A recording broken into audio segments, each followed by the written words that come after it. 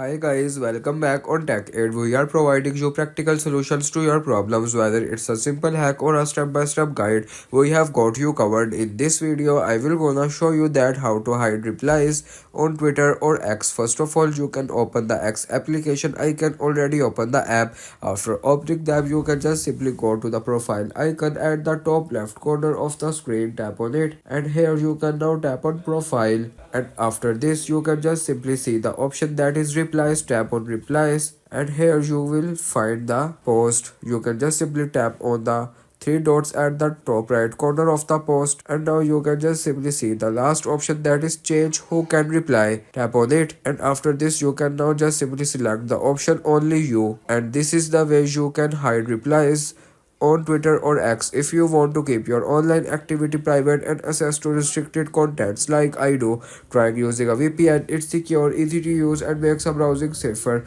The link to buy is in the description below. If this tutorial helped, don't forget to like the video and subscribe for more practical solutions. Got questions or need extra help, drop a comment below and we will be happy to assist. See you in the next one. Thanks for watching.